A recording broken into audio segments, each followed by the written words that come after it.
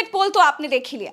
खड़गे ने 295 सीटें लाने का दावा कर दिया। इंडिया गठबंधन कम से कम 295 सीटें प्लस 295 से ज्यादा आएंगे, कम तो नहीं आएंगे। नेता तो दावा करेंगे ही, लेकिन भारत के टॉप 8 वरिष्ठ पत्रकारों का एग्जिट पोल क्या है, ये जानना आज बेहद जरूरी है।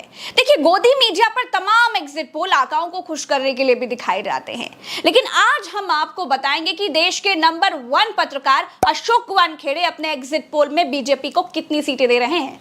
दैनिक भास्कर के दिग्गज पत्रकार केपी मलिक अपने एग्जिट पोल में बीजेपी को कितनी सीटें दे रहे हैं। इसी तरह दर्जनों अखबारों में काम कर चुके, कई किताबें लिख चुके वरिष्ठ पत्रकार डॉक्टर राकेश पाठक का एग्जिट पोल क्या कहता है। टाइम्स ऑफ इंडिया के मजबूत पिलर रहे वरिष्ठ पत्रकार पुष्पेंद्र शर्मा जी का एग्जिट पोल क्या है। न्यूज नेशन चैनल लॉन्च करने वाले वरिष्ठ पत्रकार शैलेश जी का एग्जिट पोल क्या कहता है। वरिष्ठ पत्रकार प्रेम कुमार जी का एग्जिट पोल भी आपको दिखाएंगे। ये आपको दिखाएंगे। शुरुआत अशोक वानखेड़े से करेंगे। अशोक वानखेड़े जी, आपके एग्जिट पोल में बीजेपी कितनी सीटें जीतेगी, बहुमत है या फिर नहीं है? देखिए प्रज्ञा जी, पहले चरण से लेके आखिरी चरण तक हम जिस हिसाब से चल रहे हैं, और ये आंकड़े मैं पहले भी बोल चुका हूं, मेरे हिसाब से बीजेपी का अपना खुद का जो टोटल सीट्स रहेगी ये 230 से 235 के बीच में रहेगी, ऐसा मेरा आकलन है। और उसके बाद एनडीए गठबंधन जो है, अभी इनके पास कोई एनडीए गठबंधन, एक जनता दल यूनाइटेड है, नीतीश कुमार, वो आज दिल्ली आ रहे हैं, कुछ कांग्रेस के नेताओं को मिलने की बात हो रही है, पता नहीं फिर पलटी मारेंगे नहीं मारेंगे। और दूसरा एक इनके पास सॉलिड ब्लॉक है, वो है आंध्र प्रदेश से टीडीपी। टीडीपी का इतिहास रहा है, जिसके साथ चुनाव लड़ता है वो उसके साथ अक्सर नहीं रहता, तो वो देखना है वो टीडीपी कितना लाएगा, क्योंकि आंध्र प्रदेश का भी एक लिमिट है उनका। बाकी जगह पे जो इनके पास एकनाथ शिंदे की 13 सीटें थी, उसमें से एकनाथ शिंदे 2 सीटें भी कंट्रीब्यूट कर पाएंगे कि नहीं कर पाएंगे, या वो गठबंधन में रह भी कि 4 तारीख के बाद, ये पता नहीं है। बाकी एक दो सीटें वाले लोग हैं, और कई ऐसे दल है कि जिनके सीट्स नहीं। तो मेरे हिसाब से बीजेपी का अपना 230 से 235 के बीच में ऑस्कुलेट होना चाहिए, ये मेरा आंकड़ा है। अशोक वानखेड़े के हिसाब से बीजेपी 230 से 235 सीटों के पार नहीं जा रही है, यानी कि बीजेपी बहुमत से बहुत दूर है। आप दैनिक भास्कर के वरिष्ठ पत्रकार केपी मलिक जी से भी जान लेते हैं कि उनका एग्जिट पोल क्या कह रहा है। आखिर कितनी सीटें आ रही हैं सर, बीजेपी सरकार बना पाएगी या नहीं? मेरा मानना यह है कि जहां 60-70 सीटें अशोक जी घटा रहे हैं, मैं कल भी प्रज्ञा आपको बोला था कि मेरा मानना यह है कि 200 के आसपास रहने की उम्मीद है। और मैंने आपको कहा भी था कि जिन सूत्रों से हमारी बात हुई है और जिस प्रकार से गुप्तचर विभाग के लोगों ने भी रिपोर्ट दी है, उन्होंने 190 बताया है, तो उसमें 10-5 सीटें ऊपर नीचे होना बड़ी बात है। के आसपास रहेंगे तब तो सरकार बनाना मुश्किल हो जाएगा। सरकार बनाना मुश्किल 250 पे भी होगा, भले ही अशोक जी कुछ भी कहें।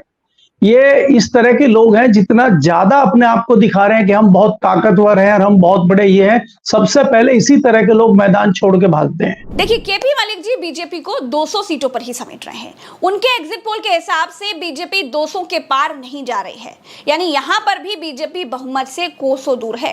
टीवी डिबेटों में बैठने वाले वरिष्ठ पत्रकार प्रेम कुमार जी से भी पूछ लेते हैं कि प्रेम कुमार जी, आपका एग्जिट पोल क्या कहता है भाई, बीजेपी को कितनी सीटें? देखिए, आंकड़े तो हम दे चुके हैं कई बार, और वो लगभग वही बात है कि 204 का आंकड़ा हम एनडीए के लिए देते हैं और 307 का इंडिया के लिए।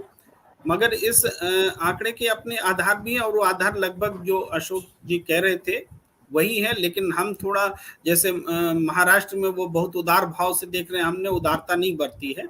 हमने पूरे जो एक्सपेक्टेशन है उसको रखा है कि नहीं 30 सीट आएगी इंडिया को तो आएगी, इस तरीके से रखा है, तभी ये 300 फिगर पहुंचता है। अगर उतनी उदारता रखेंगे तो फिर नीचे जाएगी। तो ये है, अब है कि हमारे उदारता बरतने या निर्मम होने से तो कोई परिणाम बदलने वाले नहीं है, जो होना है वही होना है। तो जनता जो है एक रूट तय कर लेती है करना क्या है, और हम जिसको जनादेश बोलते हैं, और जनादेश सत्ता को उखाड़ने का है, ऐसा साफ साफ महसूस हो रहा है। दोस्तों, प्रेम कुमार जी के एग्जिट पोल के हिसाब से तो इंडिया की सरकार बन रही है। इंडिया को 300 के पार प्रेम कुमार जी देख रहे हैं।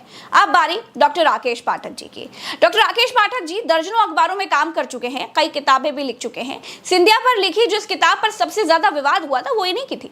डॉक्टर राकेश पाठक जी, आपका एग्जिट पोल क्या कहता है जी, कितनी सीटें आप बीजेपी को दे रहे हैं? वानखेड़े जी, प्रेम जी और मलिक साहब के आंकड़ों का एक बीच में औसत निकाल लें तो 210 220 पर अपन इस सौदे को तय कर लेते हैं। जैसे बाजार में जाते हैं ना, दुकानदार से कहते हैं ना आपकी ना हमारी, इतना भाव लगा लो, तो ये बीच का भाव हम लोग लगा लेते हैं 220 के आसपास, 210 220। देखिए, राकेश पाठक जी का एग्जिट पोल भी बीजेपी को बहुमत नहीं दे रहा है। राकेश जी के बाद अब हिंदुस्तान टाइम्स के मजबूत पिलर रहे पुष्पेंद्र शर्मा जी का एग्जिट पोल भी जान लेते हैं। पुष्पेंद्र जी, बीजेपी बहुमत में है या नहीं? मैं सीटों का आंकड़ा वो नहीं देख पा रहा जो भाई प्रेम जी देख रहे हैं या केपी मलिक साहब देख रहे हैं। मैं थोड़ा सा भाऊ साहब से थोड़ा सा आगे हूँ, लेकिन बात वही है। उसमें एक बात इंपॉर्टेंट आएगी भरत जी, जो बात अभी प्रेम ने कही थी और शायद केपी मलिक साहब ने भी कही थी कि उनके साथ कोई जुड़ना नहीं चाहेगा, और अगर पोस्टपोल अलायंस होगा और अगर बराबर आ जाते हैं दोनों अलायंसेस, तो मुझे लगता है कि इंडिया ब्लॉक से जुड़ने के लिए लोग दौड़ेंगे और इनसे दूर भागेंगे, क्योंकि वो मित्रता कहीं कहीं कंपल्शन वाली थी, कहीं वो दबाव वाली थी, कहीं किसी और तरीके की थी। तो उस बात से मैं बिल्कुल सहमत हूँ, और मुझे लगता है कि बहुत कांटे का चुनाव है।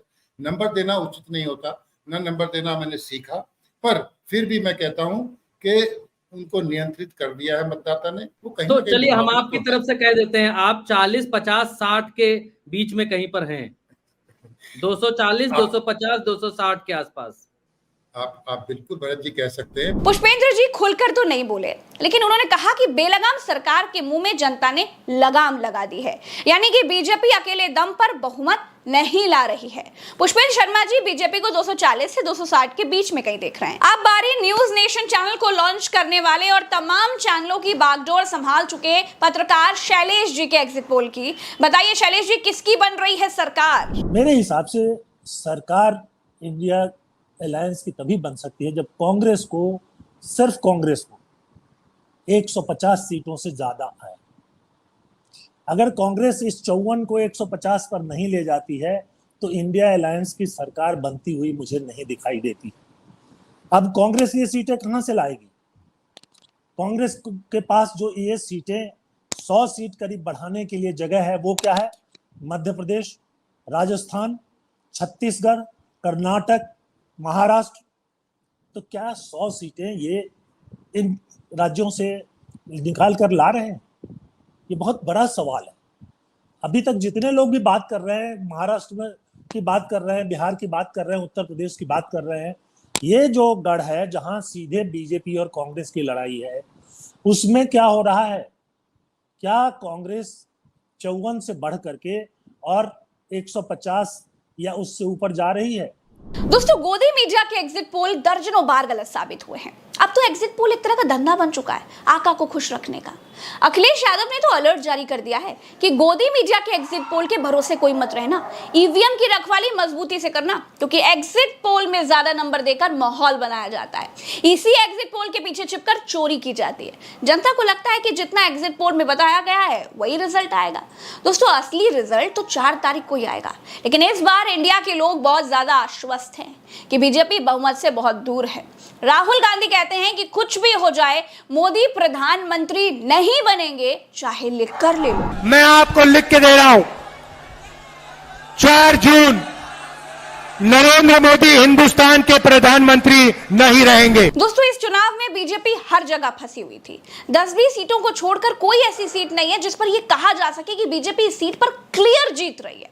हर जगह इंडिया ने फंसा रखा है। जो राज्य बीजेपी ने क्लीन स्वीप किए थे, उन राज्यों में भी भारी नुकसान दिखाई दे रहा है। इस वीडियो में फिलहाल इतना ही।